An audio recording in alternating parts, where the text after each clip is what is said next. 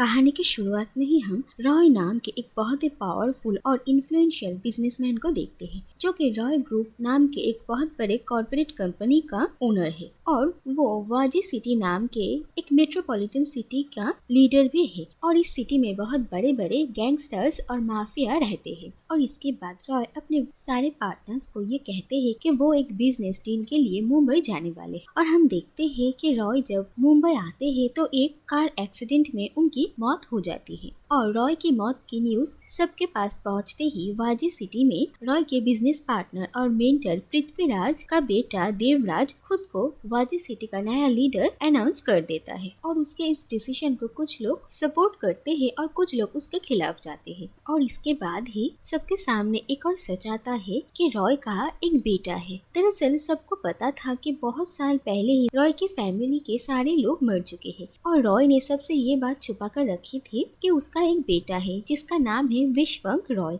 इसके बाद रॉय का बेटा विश्वंक रॉय वाजी सिटी पहुंचता है और वो अपने पिता की जगह लेना चाहता था। और इसके साथ साथ उसके पिता को किसने मारा है इस बात का भी विश्वंक पता लगाने की बहुत कोशिश करता है। और इस फैसले से देवराज का वाजी सिटी का लीडर बनने के इस प्लान में प्रॉब्लम्स क्रिएट होने लगती है। इसके बाद देवराज सभी बोर्ड मेंबर्स के सामने ये रिवील करता है कि दरअसल रॉय को उसी ने मारा था, क्योंकि वो रॉय को वाजी सिटी का लीडर बनते हुए नहीं देख पा रहा था और वो खुद उसकी जगह और उसकी सारी प्रॉपर्टी लेना चाहता था। इसीलिए उसने रॉय को मार डाला। और ये बात सुनकर सभी डर जाते हैं। और जब वाजी सिटी में ये सब कुछ हो रहा था तो दूसरी तरफ मुंबई में एक बहुत ही बड़ी चोरी होती है और इस चोर को पकड़ने के लिए पुलिस बहुत कोशिशें कर रही थी, लेकिन पुलिस के हाथों में उस चोर के खिलाफ कोई भी सुराग नहीं आ रहा था, क्योंकि वो चोर खुद ये चोरी नहीं कर रहा था, बल्कि वो कुछ रैंडम लोगों को इंस्ट्रक्शंस देता था जिससे कि किसी का कोई शक भी ना हो। और आखिरकार उसे उसके पैसे भी मिल जाते हैं। और जो लोग ये काम कर रहे थे उन्हें पता भी नहीं था कि वो किसी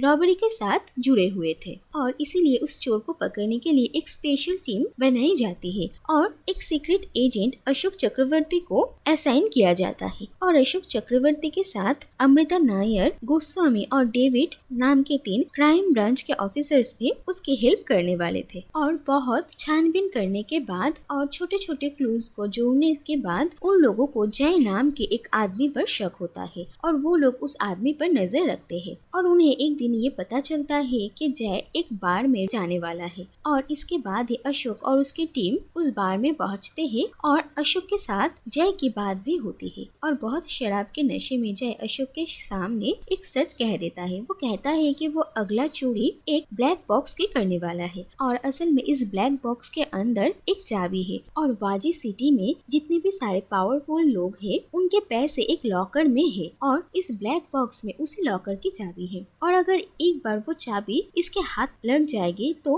उस लॉकर के सारे पैसे इसके होंगे। तो दूसरी तरफ हम देखते हैं कि विश्वंक भी कल्कि को इस ब्लैक बॉक्स के बारे में कहता है और उसे ये ब्लैक बॉक्स मुंबई से यहाँ पर लाने के लिए कहता है। तो दूसरी तरफ हम देखते हैं कि इन सब के दौरान अशोक और अमृता भी धीरे धीरे एक दूसरे के करीब आने लगते हैं और वो दोनों एक दूसरे से प्यार करने लगते हैं। और इसके बाद जब कल्कि मुंबई आती है और वो उस ब्लैक बॉक्स को एक बैंक के लॉकर में रखती है तो अमृता को इस बात का पता चल जाता है और वो ये इन्फॉर्मेशन अपनी टीम को देती है, जो कि उन लोगों के लिए एक बहुत बड़ी बात थी। इसके बाद हम देखते हैं अशोक और उसकी टीम जय को पकड़ने की कोशिश करते हैं और इसके बाद ही उन लोगों के एक सीनियर ऑफिसर के थ्रू उन लोगों को एक बहुत बड़ी सच पता चलती है कि असल में जय कोई चोर नहीं बल्कि वही सीक्रेट एजेंट अशोक चक्रवर्ती है, जो कि इस चोरी के केस को सॉल्व करने आए थे। और फिर ये पता चलता है कि दरअसल अशोक चक्रवर्ती बनकर इतने दिनों तक उन लोगों के साथ जो रह रहा था उसका नाम साहू है और वो ही इतनी बड़ी चोरी के पीछे है। और इसके साथ उन लोगों के टीम में डेविड नाम का जो ऑफिसर था वो भी साहू के साथ ही मिला हुआ था और अपनी आइडेंटिटी बदलकर एक पुलिस ऑफिसर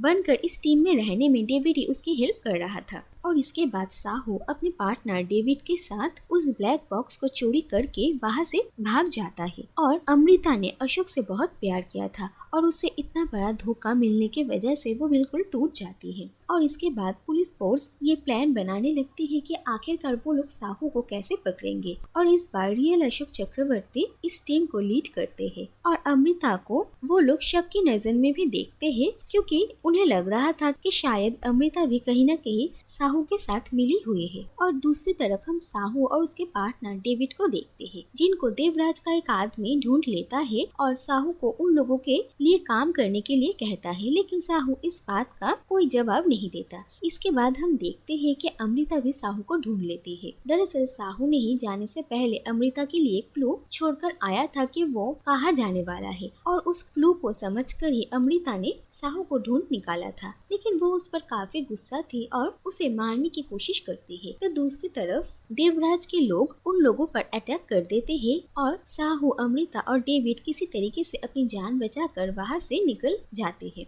और इसके बाद अमृता और साहू एक ही साथ रहने लगते हैं और अमृता साहू के सामने ये प्रिटेंड करती है कि वो उससे प्यार करती है, लेकिन असल में वो अशोक के साथ काम कर रही थी और उन लोगों का प्लान था साहू को रंगे हाथों पकड़ना। लेकिन इसके बाद हम देखते हैं कि साहू के साथ रहते रहते अमृता सचमुच उससे प्यार करने लगती है और वो साहू के लिए अशोक को धोखा दे देती है। इसके बाद एक दिन देवराज साहू को ढूंढ लेता है और उसके आंखों के सामने वो अमृता को गोली मार देता है। और फिर वो साहू को कहता है कि इसके बाद उसे देवराज के लिए ही काम करना पड़ेगा और साहू को विश्वंग के सारे पैसे चुराने पड़ेंगे। और इसके बाद देवराज अमृता को भी अपने साथ लेकर जाता है। तो दूसरी तरफ हम देखते हैं कि अशोक भी अब वाजी सिटी आ चुका था और वो डेविड से मिलता है और उससे साहू के बारे में सारी बातें जानना चाहता है। लेकिन डेविड पहले तो मना करता है, लेकिन इसके बाद अशोक उसे कहता है कि अगर उसने साहू के सारी इन्फॉर्मेशन उसे ना दिया तो वो डेविड के फैमिली को मार डालेगा। और इस बात से डेविड भी काफी परेशान हो जाता है और वह अशोक के साथ काम करने के लिए तैयार हो जाता है। लेकिन इसके बाद ही ये पता चलता है कि दरअसल डेविड की तो कोई फैमिली है ही नहीं,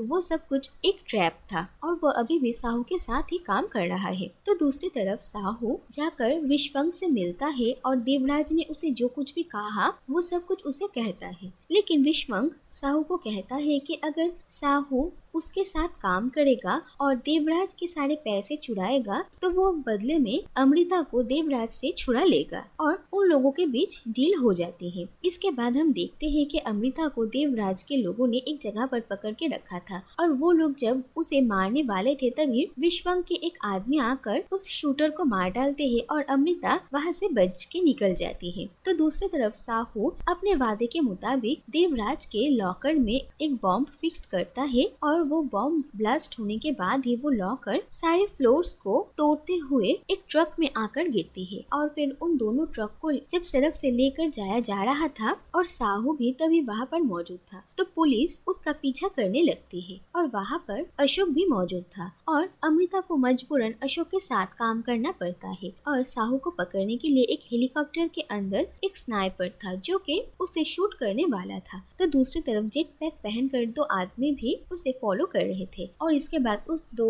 ट्रक को ब्लास्ट कर दिया जाता है और दूसरी तरफ वो स्नाइपर हेलीकॉप्टर से साहू को शूट करने वाला था। लेकिन अमृता साहू की जान बचाने के लिए उस स्नाइपर को डिस्ट्रैक्ट करने की कोशिश करती है और वो स्नाइपर अमृता को हेलीकॉप्टर से धक्का दे देता है और साहू भी ये दूर से देख पा रहा था और वो उसे जेट पैक पहनने वाले एक आदमी के ऊपर चढ़ जाता है और इसके बाद एक बिल्डिंग में जाकर वो लोग क्रैश करते हैं और फिर साहू खुद ही जेट पैक पहनकर अमृता को बचाने के लिए जंप करता है और वो अमृता को पकड़ लेता है और फिर वो दोनों एक साथ पानी में गिरते हैं। इसके बाद साहू को अशोक अरेस्ट कर लेता है और उसे एक पुलिस ऑफिसर के साथ एक कार में एक जगह पर लेकर जाया जाता है। लेकिन वो पुलिस ऑफिसर भी देवराज का आदमी था और वो साहू को एक विलेज में लेकर आता है जो विलेज अब देवराज के अंडर में था और वहाँ के सभी लोग देवराज के लिए ही काम कर रहे थे और उन लोगों का प्लान था कि उस विलेज में मौजूद सभी लोग मिलकर साहू को मार डालेंगे। लेकिन जो लोग साहू को मारने की कोशिश करते हैं, साहू एक एक करके उन लोगों को मार डालता है।